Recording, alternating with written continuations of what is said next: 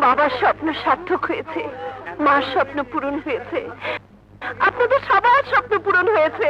আমি ওকালতি পাস করেছি, আমি ফার্স্ট ক্লাস পাস করেছি।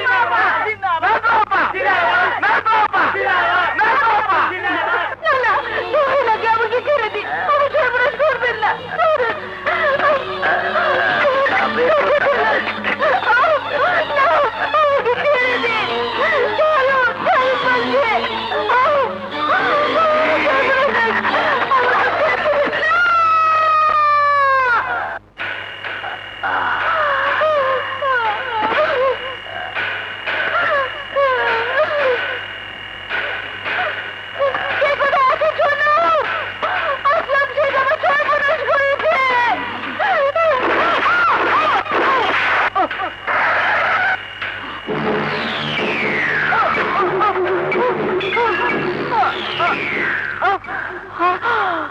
রক্ত মাখা কোটটাকে গায়েব করতে হবে। ও মাই গড,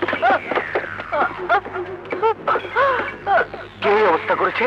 আসলাম শেখ। আসলাম শেখ?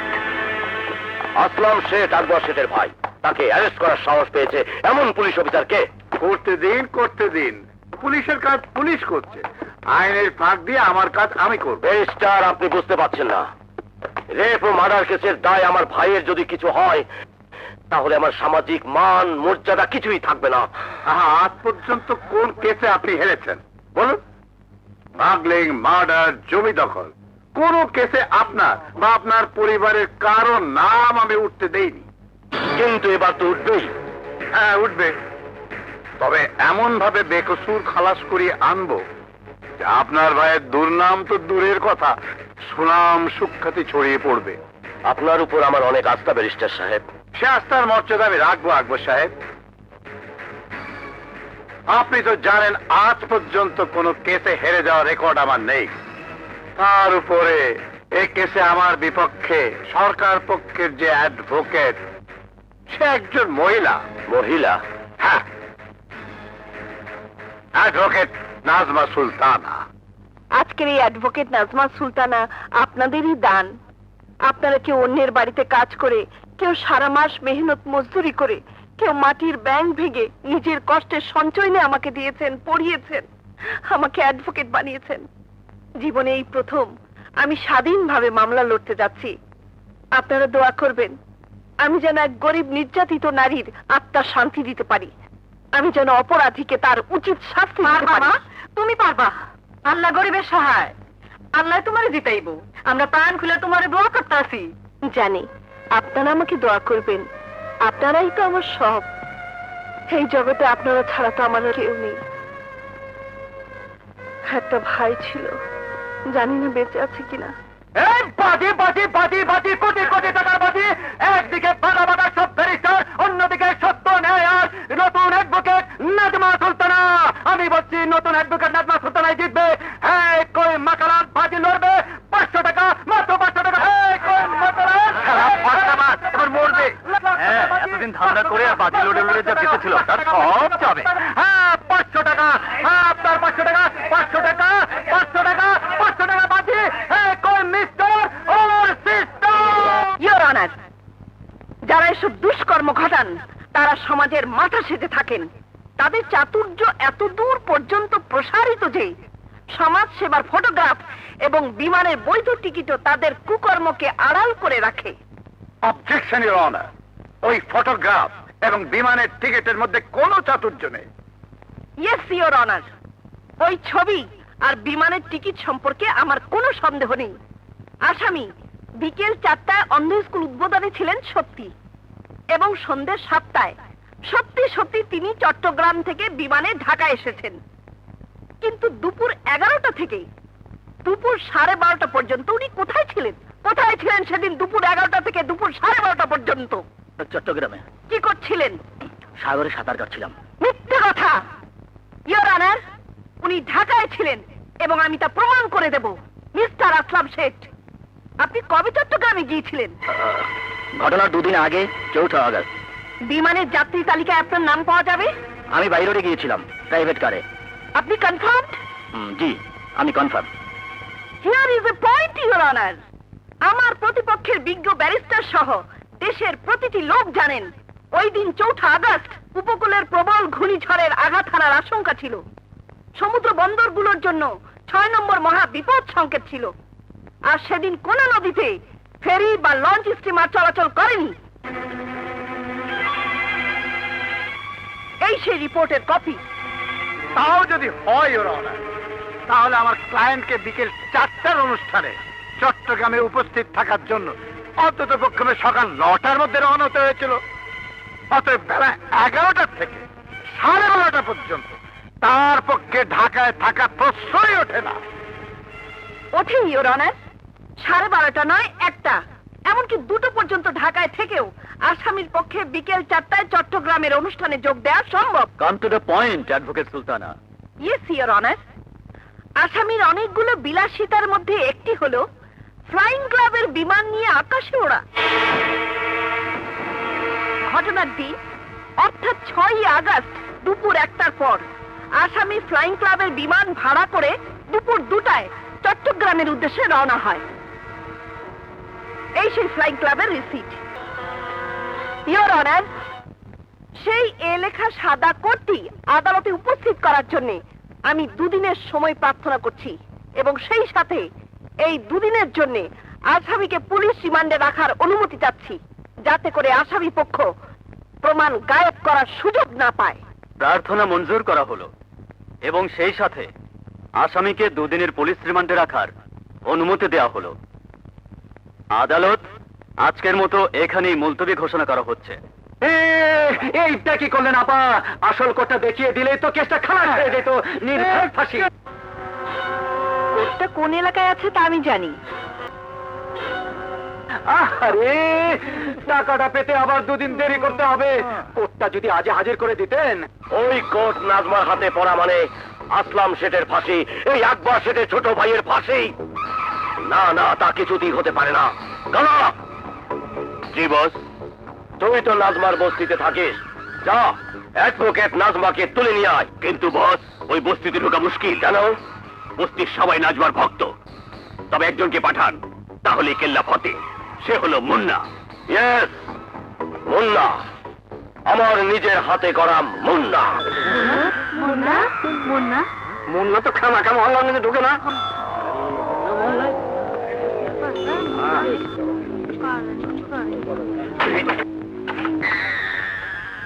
আরে উকিলের বাচ্চা, উকিল বাইরে আয়। খুঁজাই আয়, তোর ওকালতের জবান টেনে ছিঁড়ে নিয়ে যাব। বাইরে আয়।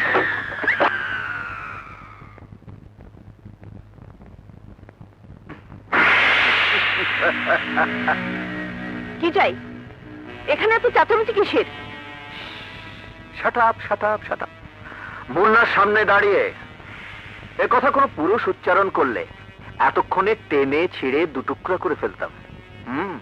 শোনা উকিল, আসলাম শেঠের মামলা আর 1 কদমে এগোবে না। কেসের তারিখে কোনো প্রমাণ কোর্টে যাবে না, কোনো সাক্ষী কোর্টে যাবে না, তুমি নিজেও কোর্টে যাবে না। কেন? মুন্না শুধু হুকুম দেয়, কৈফিয়ত দেয় না। নাজমা সুলতানা কোন অন্যায় হুকুম মানে না, কারণ নাজমা সুলতানা শুধু একটি মেয়ের নাম নয়। নাজমা সুলতানা মানে গরিবের বিবেক, নাজমা সুলতানা মানে গরিবের ন্যায় বিচার, নাজমা সুলতানা মানে গরিবের একতা, নাজমা সুলতানা মানেই গরিবের যুদ্ধ। অতএব নাজমা সুলতানা কোর্টে যাবেই। অসম্ভব। কোর্টে তো নাজমা সুলতানার লাশ হয়ে যেতে পারবে না। আর সে চেষ্টা করলে যে মেয়ের কেস নিয়ে তুমি লড়ছো তার চেয়ে অনেক খারাপ অবস্থায় তোমাকে পাওয়া যাবে। হ্যাঁ, তুমি ভেবেছো নারী অবলা অসহায়, কিন্তু আজ শুনে যাও, নারীরা প্রতিবাদ করতে শিখেছে। তোমাদের মতো মাস্তান গুন্ডাদের কিভাবে সাহায্য করতে হয় নাজমা অ্যাডভোকেটে ভালো করে জানা আছে। Get out, I say get out.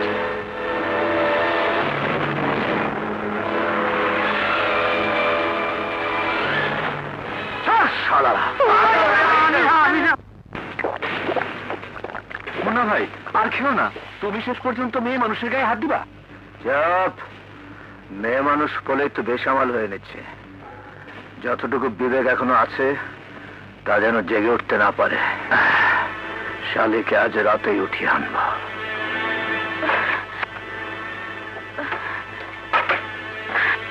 কে আপনি? আমি আমি একটা খারাপ খবর শুনে ছুটে এসেছি। কি খবর? মুন্না মুন্না আপনাকে তুলে নেবার জন্য আসছে। আকবর শেঠ অনেক টাকা দিয়ে মুন্নাকে কিনে নিয়েছে। কারণ আমি একজন হোটেল ডান্সার। আমার পরিচয়ের দাগ আমার বোনের গায়ে লাগুক এ আমি চাইনি, এখনো চাই না। তাই রাতের অন্ধকারে লুকিয়ে আপনার কাছে এসেছি। আপনি এখান থেকে চলুন, আপনার বেঁচে থাকা দরকার। না হলে যে আমার বোনের অতৃপ্ত আত্মা শান্তি পাবে না। আপনি কোন হোটেলে আছেন? Hotel blue moon. ওটা তো আকবর শেঠের হোটেল। হ্যাঁ। ওখানে কেউ জানে না মিনি আপনার বোন? না, মা বাবা মারা যাবার পর বাধ্য হয়ে আমাকে হোটেল ডান্সারের কাজ নিতে হয়। তখন থেকে আমি ওকে হোস্টেলে রেখে পড়িয়েছি, সেই ক্লাস 7 থেকে এই বিএ ক্লাস পর্যন্ত। এমনকি ওকেও ভুলিয়ে দিতে চেয়েছি যে আমি ওর বোন। সাব্বাস বোন, তোমাকে তো তোমার বোন ফিরিতে পারবো না, তবে আজ থেকে তুমি আমার বোন। আপনার বোন হবার যোগ্য আমি নই, কিন্তু এদিকে সময় কম। আপনি জলদি চলুন আপা। না, একটা গুন্ডা মাস্তানে হাত যত শক্তিশালী হোক তার ভয়ে আমি পালিয়ে যেতে পারি না বোন। ওই মুন্নারও যদি তোমার বোনের মতো একটা বোন থাকতো, তাকে নির্যাতিত করে যদি কেউ খুন করতো, তাহলে হয়তো মুন্নাই তাদের বিরুদ্ধে ঝাঁপিয়ে পড়তো। ন্যায় শক্তিকে হুকুম দিতে না এসে অন্যায়ের সঙ্গে যুদ্ধ করতো। কে বলে ও গুন্ডা মাস্তান, কে বলে ও শক্তিশালী? ও তো একটা ভীতু কাপুরুষ। মা বাবা ভাই বোনের ভালোবাসা যদি ওর বুকে থাকতো, তাহলে ও শয়তানের কাছে বিক্রি হয়ে যেত না, ওর হৃদয়টা পাথর হয়ে যেত না। ও কি করে বুঝবে কারো নিষ্পাপ, কারো আদরের বোন পশুর হাতে নির্যাতিত হয়ে খুন হলে তার বাবা মা ভাই বোনের বেদনা কি তীব্র হয়, কি জ্বালা হয় তাদের বুকে, কি কষ্ট, কি ব্যথায় তাদের মন হাহাকার করে ওঠে।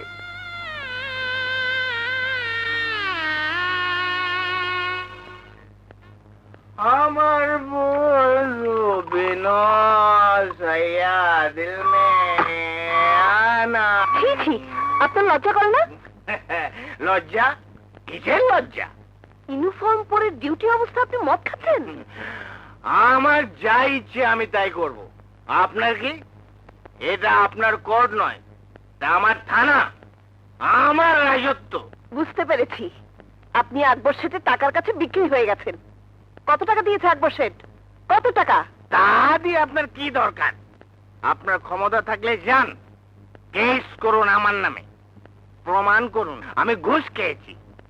প্রমাণ আজ না পেলেও একদিন একদিন পাবই। বেঈমান চিরদিন বেঁচে থাকতে পারে না, মনে রাখবেন। একদিন এই নাজমা সুলতানা আপনাকে জেলের ভাত খাইয়ে ছাড়বে, আর আপনার প্রভু আকবর শেঠের ভাইকে ফাঁসির দড়িতে ঝোড়াবই। যেভাবেই হোক কোর্ট আজ রাতেই বের করব। আরে হ্যাঁ, যান। আরে যান, বিরক্ত করবেন না, যান। এই পুলিশ, উকিল সাহেব কিন্তু তোমার চাকরি ঠিকই খাবে। চাকরি হারাবার আগে 5 লাখ টাকা কামাতে পারো। কিভাবে? আমাকে 2 ঘন্টার জন্য এখান থেকে যেতে দাও। আমার জানাই আছে কোর্টটা কোথায়। যাবো, কোর্টটা চালাবো, ফেরত আসবো। কিন্তু টাকা? আকবর শেঠের ভাই আসলাম শেঠ জবান পাক্কা।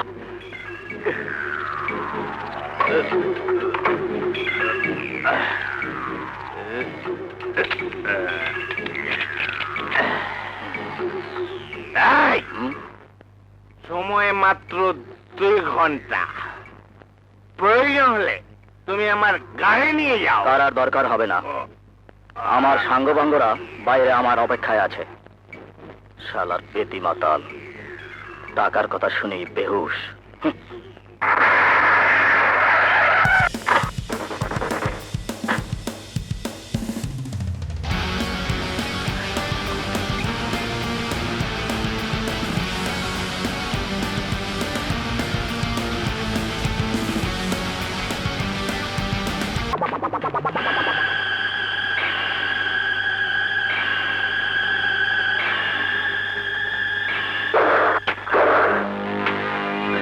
উকিলের বাচ্চা তুই?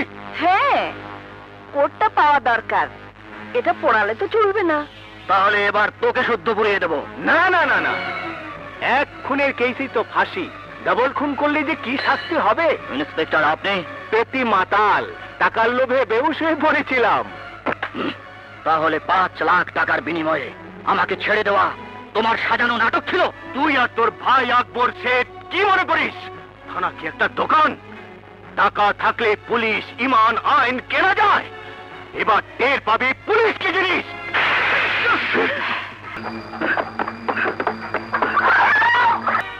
উভয় পক্ষের সওয়াল জবাব, সাক্ষী প্রমাণ এবং রক্তমাখা সাদা কোট ও আসামির ব্যবহার করা অবৈধ পিস্তল থেকে একথা সন্দেহাতীতভাবে প্রমাণিত হয়েছে যে আসামি আসলাম শেঠ নিহত মিস মিনিকে জোরপূর্বক ধর্ষণ করেছে এবং তাকে পিস্তলের উপর্যুপরি 3টি গুলি করে হত্যা করেছে।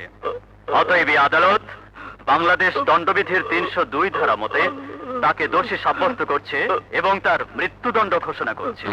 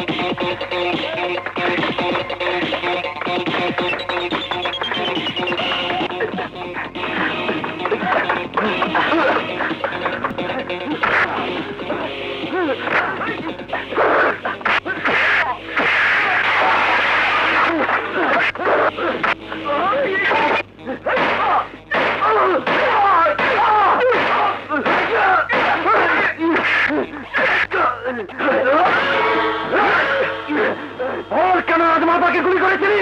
বল হারামজাদা, বল বলছিস।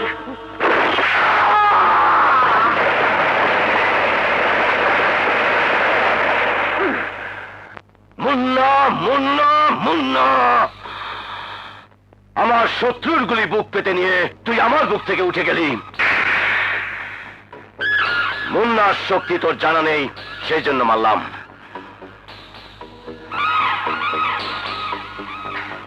শোন,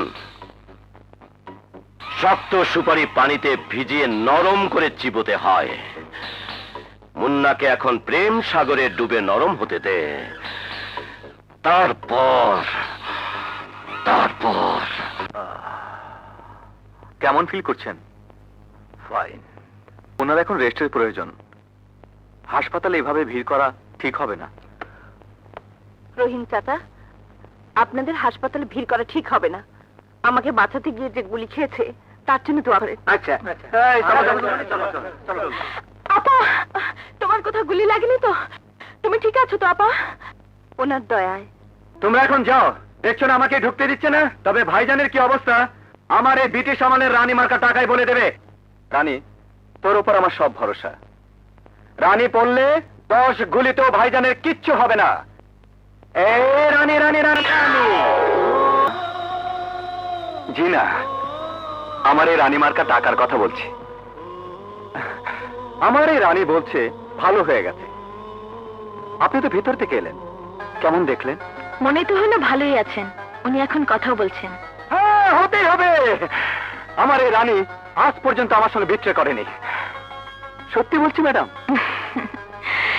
আপনাকে দেখলেই মনে হয় আপনার সাথে কেউ বিট্রে করবে না।